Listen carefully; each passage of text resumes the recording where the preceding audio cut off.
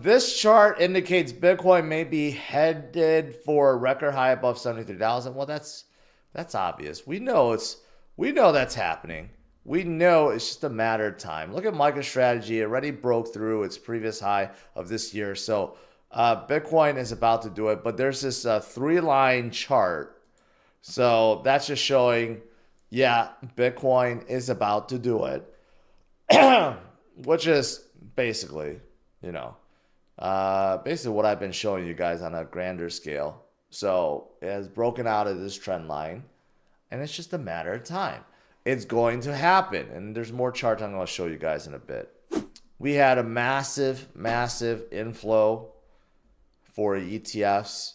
$556 million worth of inflows. It was a monster day. One of the biggest inflow days ever recorded in history. In fact, it was the third largest day.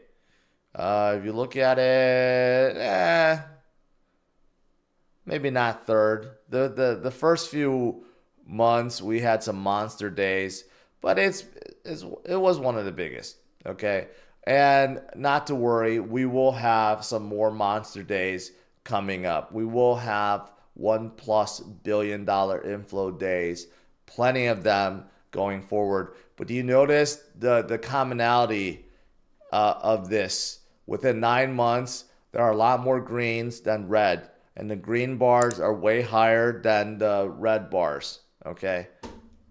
That's because there are a lot more inflows than outflows. There always is. Once they go in, they don't come out. And a gentle reminder, there's only 450 being produced per day, guys. Okay? That's why the halving event is so important. People just don't quite understand that. The halving event decreased the inflation supply of Bitcoin by half every 4 years. There's only 450 being produced per day. That is being spread across the world. And just the ETFs alone purchased 8,400 yesterday. So just do the math. This is how scarce Bitcoin is. Okay, that's more than 10x. That's 20x. The demand is 20x just with the US-based ETFs alone. What about everyone else that's out there? I mean, that's insane, right? So Bitcoin is a scarce asset. And it's just a matter of time. The remaining amount that's floating around gets eaten up and Bitcoin goes to the moon. It's really that simple. The price goes up because there's more demand than there is supply. That's just how it works, right? And the supply is set by code, and there will only be that much ever, 21 million. And we have so much locked up already and so much lost forever. Unlike any other investment out there, you just can't create more out of thin air. You just can't. So people just don't realize this, and I've been spewing this rhetoric for many, many, many years. For most, it goes in 1 year and out the other. But one day people will understand when Bitcoin is above 100,000, and one day when it's above 200,000, when one day is above 500,000, and finally one day when it's above $1 million, people will understand this concept that there's just not enough to go around.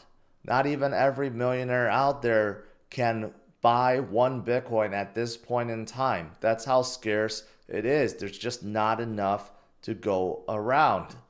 One day, people around the world will understand that concept. And just look at this. Top holders in the world. MicroStrategy, and Michael Saylor gets it. They're already the 5th biggest. Grayscale's still up there. BlackRock has now moved to number 3 and continues to get bigger and bigger and bigger every single month because they keep inflowing more Bitcoin at 370,000. Binance is still up there, 670,000. That's just enormous. And Satoshi himself is still holding 1.1 million. And then you got everyone else that's some are still increasing. Robinhood is still increasing. Not a whole lot of people paying attention to that. That's enormous. Fidelity is increasing as well. And then look at the U.S. government, Chinese government. They're not increasing yet, but wait until they are. If the U.S. government starts implementing this reserve policy where they start putting more Bitcoin into the reserve as a strategic strategy, well, then I'm pretty sure Chinese governments go do that, and I'm pretty sure Russian governments go do that. And if they start hoarding Bitcoin, guess what that's going to cause, right? They haven't done it yet, but El Salvador's doing it, Argentina's going to do it, and other countries are going to start doing it. Well, they're going to do it. So just wait until government starts competing with each other and they start hoarding Bitcoin. What do you think is going to happen then? That number's going to blow up. It's not going to stay hundreds of thousands. It's going to go into the millions very quickly, and it's just going to be insane.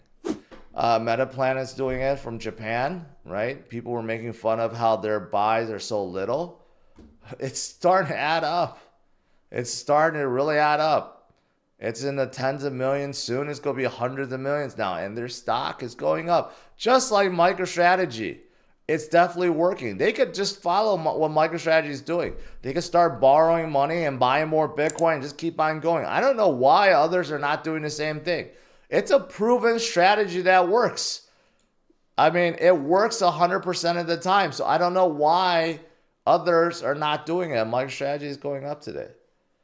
Like, everyone in Wall Street should just do that. I don't know why they're not doing it. It's like a cheat code.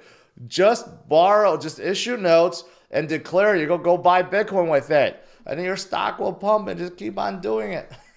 Like, why are people not doing that? You know, Metaplanet is doing it, and it's working great. Working great in Japan also. Demand is going up and up and up.